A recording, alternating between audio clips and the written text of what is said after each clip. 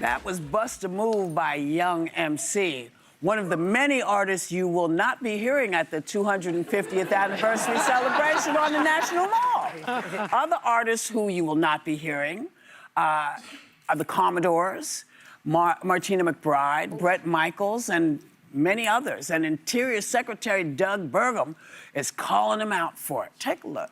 I can't wade into the politics of musicians because, some musicians want to play music for everybody, and some musicians seem to have segmented their audiences the same way, politicians have.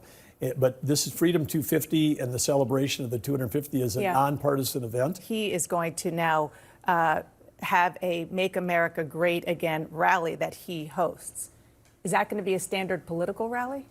Well, I think President Trump it's important that whoever would be president of the country at the 200th, the 150th, the 100th, the 250th, the president plays a key figure in helping to, again, celebrate, kick off, and be at the opening of these events. It's very appropriate. Child. I mean, he was dancing as quick as he can. I just want to point out that Bret Michaels, who plays for everybody, and the Commodores, who play for everybody. I mean, Martina McBride is she's not a politicized person. Y'all made it political because you made it into something it was not supposed to be, and you didn't tell the artist. Well, honey, Bad Bunny wanted to play for everybody at that Super Bowl halftime show, and they turned it into a political litmus test. So cry me a river, dog. I think the important thing is what you just said, Whoopi. They didn't tell the artists that it was a partisan event, because this was a partisan event, because there are two commissions. So there was the America 250, which is a nonpartisan U.S. semi-quincentennial commission that was founded like 10 years ago to celebrate the 250th anniversary of the country. Trump, in an executive order, decided to start Freedom 250, which is a White House organization launched by Trump. And so these artists may have been told that this was the commission, America 250, and not the Trump. And I think at this point, the Trump Freedom 250, and I think at this point, Trump has become so toxic that no artist wants to become affiliated with him, because if they do, they could lose some of their fans, even if they are a Trump supporter, even if they're not a Trump supporter. I don't think they want any of the affiliation. And I love this for Trump. I love it for him. Well, and that's an important distinction. So I'm super excited about the America 250 events. Disney's doing cool things, nonprofits all over the country are. It's a fun way to celebrate what's great in America and what brings us together. What makes this different is Donald Trump, as we've all kind of said, is incapable of not politicizing things. So think of events that have happened. I recently thought of the Mark Cuban drug pricing event at the White House. Mark Cuban just wanted to do good for all Americans. But he's standing there, and the next thing you know, it becomes a riff about like the election was stolen or whatever it may be. When Trump's involved, it becomes partisan. And listen, I get that the arts do generally skew to the left, but I think many of these artists will want to and will end up being part of the broader America 250 celebration of our country. But it's simply that you're going to get looped into something that you don't want to, and you don't want to have to answer a million questions for it.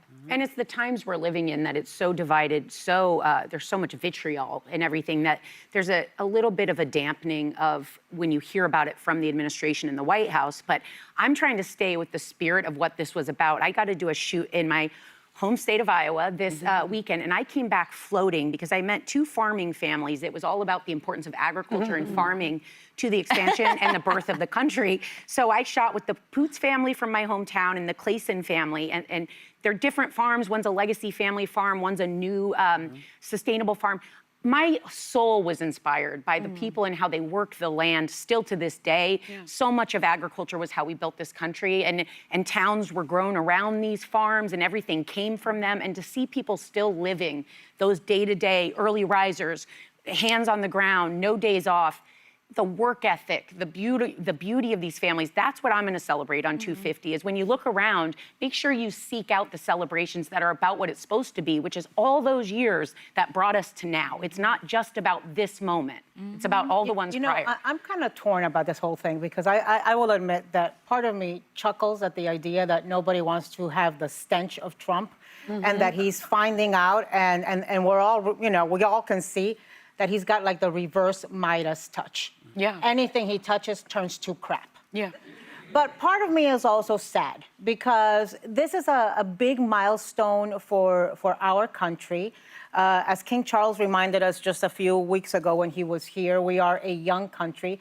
And that there's not a moment like this that can bring us and unify us, that can bring us together, at our 250th anniversary, we are seeing the cruelty and inhumanity and the attempts to curb voting, to rig elections, to threaten democracy, that we have a guy, as we celebrate our democracy, who likes to act like a monarch, is really kind of disturbing to my soul. So I think what you're saying, that, inviting us all to think about the good things, just cut him out of it. Yeah. Don't think about him. Tune it out and do your own thing and your own celebration of America's democracy and 250th anniversary. I don't know that he's going to allow people to do that. Well, if I don't turn on my TV and I don't watch it, he doesn't have the right. That's the only way. He's going to try to take it over.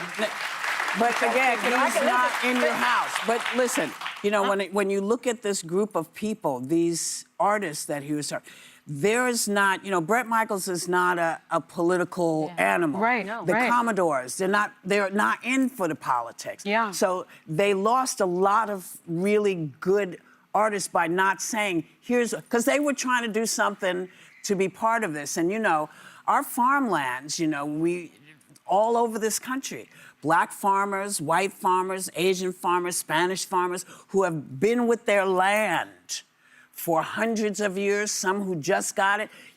This is a country that has everybody in it. We are all Americans. And listen, it ain't always gonna go the way you want it to go. But it's gotta go a lot better than it's been going. Yeah. And this is where, I'm gonna say it again, I am your little broken record.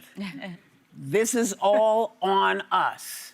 We know what has to be done. You know the difference between people messing you over, going in your pocket for every 5 minutes. They're not your kids. These aren't your husbands or your boyfriends or your girlfriends. This is politics. Stay out of our pockets. We got stuff to do. And if you're not helping, we're going to help ourselves, and we're going to get the folks who are not helping us all over this country. We're going to remove them and put in the people who will help. And that doesn't mean that it's all Democrats, because there are a lot of really good Republicans out there who are trying to get their voices out there. They are there. Support them. Support the right folks. Do us all a favor. Let's not repeat what we just went through. Let's do this for everybody so we can move on and get our families back in action.